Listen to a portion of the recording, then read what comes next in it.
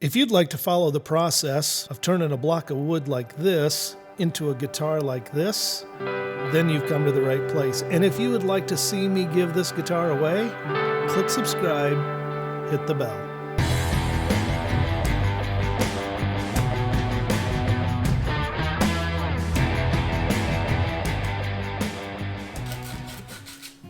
I am currently working on another custom guitar and recently came to a conclusion that I want to do something kind of unique. My plan is to just begin to give away custom guitars. And I'm going to start a vlog about it.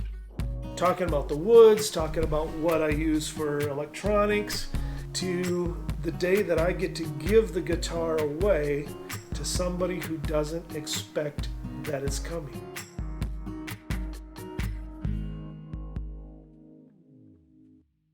My plan is that I will be making custom guitars and giving them away, not necessarily to people that I know, but this first one is going to somebody that I know, and it was already pre-planned before I even started this. If you've been paying any attention to a few of the shots of this guitar, and if you know anything about guitars, then you'd recognize that this is a left-handed guitar.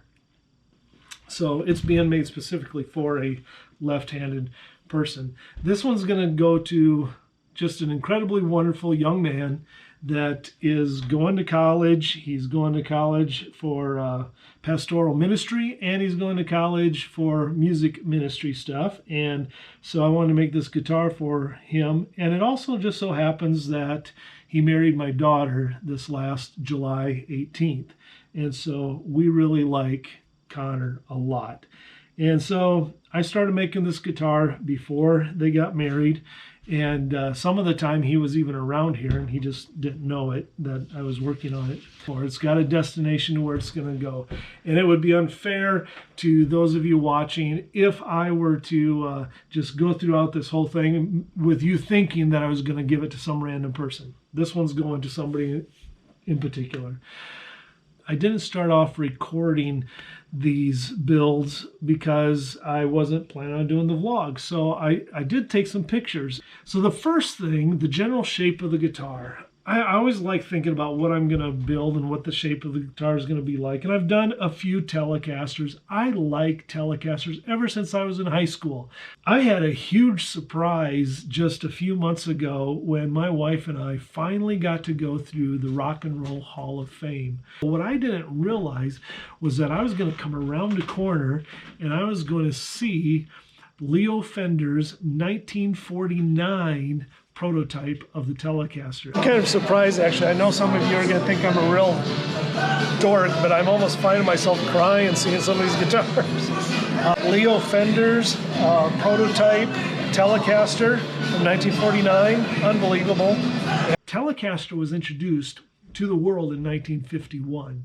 All right, so once I knew the body style was going to be in the general shape of a Telecaster, there are some things that are different. I bevel these edges, and so it's different, and the electronics are different than a Tele. But once I had the idea that I wanted to go with the Telecaster shape, the next thing would be to pick out the wood that I was going to use. And I wanted to do something somewhat exotic. I like wood grains. I don't know, when I'm sanding wood, I just get a little bit of a thrill of seeing the wood grains popping out.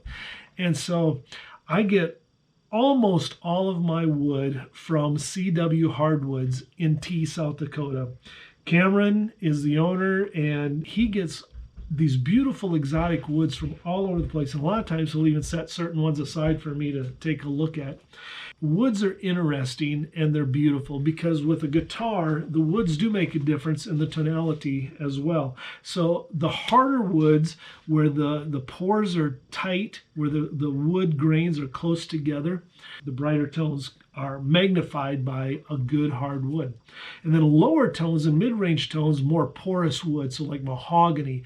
Brighter tones would be like a hard maple. And that's why you have companies like Gibson that married the two together, mahogany backs with a maple top. And that's why I modeled that very first guitar that I did. I did a mahogany back with a maple top to get that nice combination of both the different tonal woods of the large pore mahogany and the really tight maple. But I also do some guitars that are just solid hard maple, and man, I like the sound of that. I went to CW Hardwoods to see what Cameron had over there, and he showed me around, and he pointed out some of this zebra wood, and it was pretty raw. It was rough cut. It wasn't polished up. I mean, it wasn't sanded at all, and I could still see the grain coming out. And I thought, yeah, that could be really nice. And then of course, Purple Heart. So I thought, I'm gonna do what I thought was maybe a little creative, and I married these two together. I put the Purple Heart together with the zebra wood to see how that would respond. Now, Purple Heart is really, really hard, and it's a heavy wood. And zebra wood, I would say, is kind of heavy also. And so I needed to I had to chamber the body, otherwise it would be way too heavy of a guitar. You don't want that. Hey Connor, so here I am with two halves of your guitar, and you don't even know it yet, but I do. Anyway, right now what I'm going to be doing is I'm going to be taking the back half, which is Purple Heart, and I'm going to be taking zebra wood, which is going to be the front, and I'm going to be gluing them together. I've chambered them out because purple wood is extremely hard and heavy, so we got to get rid of a little bit of the weight before we put it together. But when I glue it together, this is something that I like to do. I put a Bible verse in between, right where the strings go into the body. So anyway, 2 Corinthians 3:5, and we are not competent ourselves, as if we're anything, right? But our competence is from God. So anyway, 2 Corinthians 3:5 is going to be meshed in between your two halves of your guitar body, and I'm going to glue that together now, and you'll see some pictures.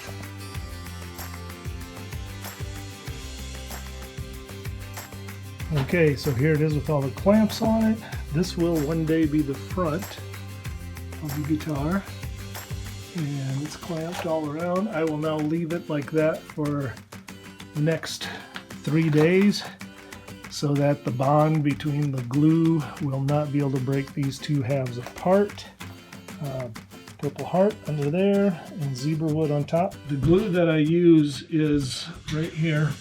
I use the Elmer's Woodmax glue, and I will put this together and I will clamp it for like 3 days. I don't think you have to do it that long, but I do it. I put a lot of pressure on it and bring those two together. I really like the way it turned out. I sure hope Connor likes it because, yeah, because it's a left-handed guitar.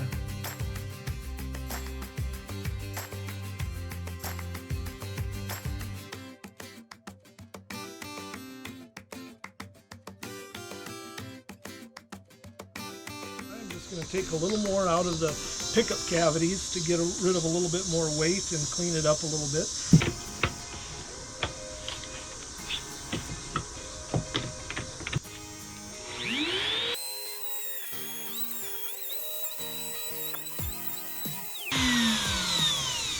Always wait until the motor completely stops so you don't end up breaking some of the guitar when you're pulling it up and out. So that took it down a little bit. I'm going to do this one now. I pre-drill a hole.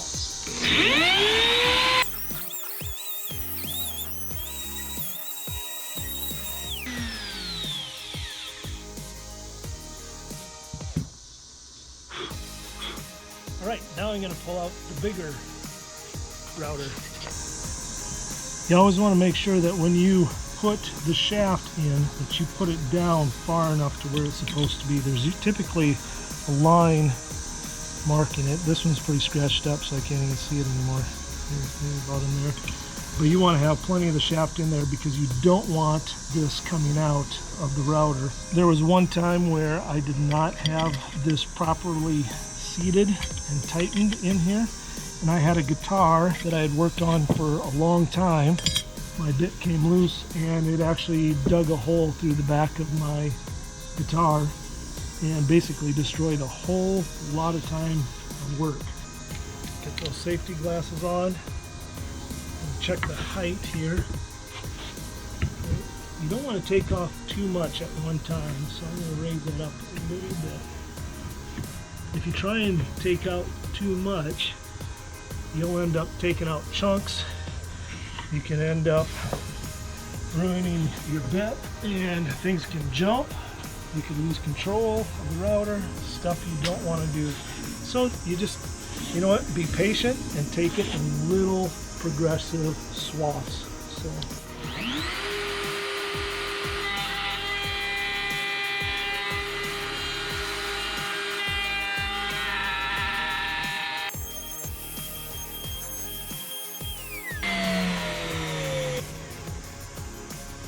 Looks pretty good. Depth looks all right. So we'll do this one. If you have a good tight grip, you can work your bit down in, but just be very careful that it doesn't jump.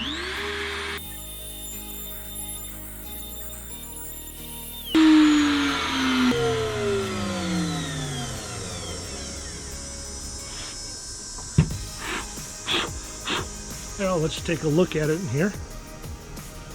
So this is where we're at the moment. I'm going to take just a little bit more out yet. So now you can see through to the bottom here. That's where there's going to be a battery access from the back down. So it's going all the way through the back, but I got battery access for that. Yeah, so here we go. We got the cavities now routed out for the humbuckers. And actually what I'm going to be putting in here, I'm going to use the EMG 81X and the EMG 85X. In a lot of my guitars, I put an 85X, EMG 85X here in the bridge, and I'll use an SAX single coil in the neck pickup. But for this one, I decided to go with the 8185.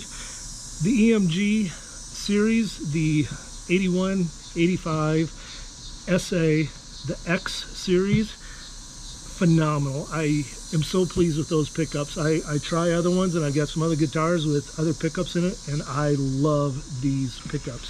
So I can get such a great sound out of them. Of course, we got our control panel for the electronics. We'll be going in there. And then because of the thickness, because I have got 1 inch thick of zebra wood, 1 inch thick of Purple Heart, so that's a 2-inch thick guitar here at the center. So this one I'm going to have as a bolt-on, and therefore I have routed this out. So this guitar, I am not going to use any stain on whatsoever. I typically use either a blue stain or a red stain, or do like a desert burst or a sunburst finish, something, or sometimes I have them painted. But this one I'm going to leave as the wood, to have the wood speak for itself, the zebra wood front and the Purple Heart back. I've done another telly where I didn't use any stain, and it just turned out absolutely beautiful. I had a bird's eye maple back with a walnut front, and it was just gorgeous. So this one I'm going to just do a clear coat on it. But before I even get to the idea of doing clear coats, I want to fully assemble this guitar, mechanically speaking. So I'm going to put the neck on. The neck, I just got it sitting in the neck pocket there right now. But I'm going to fully put the neck on. I'm going to add in our bridge, and I will actually string it up slightly just to make sure that it is playable and good before I move on. And the reason why I say that is because neck pockets, when you route them and how you put a neck in with the bridge that you choose to use, can be very tricky. Typically, you're not just going to do a flat, completely parallel to the body pocket for your neck. You can, but I found out on my very first guitar that I built that many of the bridges that you might use are not designed for this to be flat or parallel with the top. You're going to have the neck set back slightly at an angle. I'm going to over exaggerate, but you're going to have it at an angle so that when the strings come up, they're going to come along the bridge, and you're going to be able to have your strings nice and close to your fretboard. And if this is completely flat, parallel, you're going to have a very low, which a lot of tellies will do a very low bridge, and you can get by with that. And I think they may actually go with a completely flat neck pocket.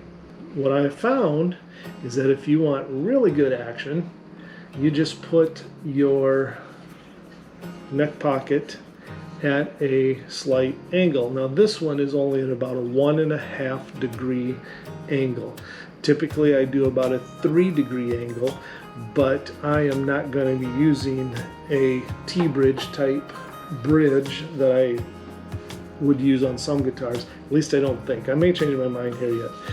But I'm also not going to just use your everyday Telecaster bridge.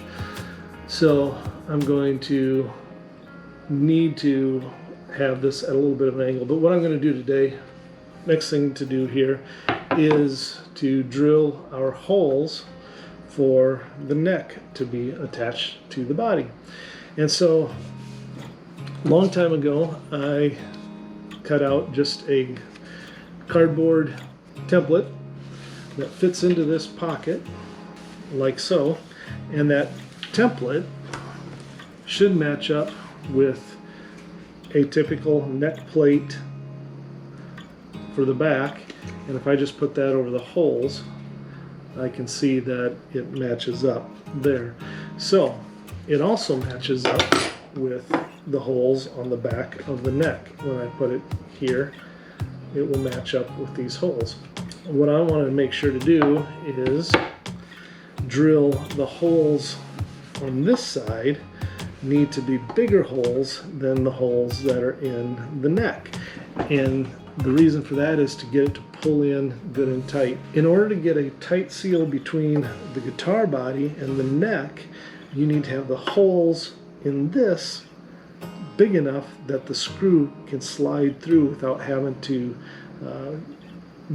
be screwed actually into it. So I make them the size of the screw itself, which this is a 3/16. So we're going to go ahead and go down and drill this. I'm going to mark it, and then we will drill our holes. Can't believe I did that.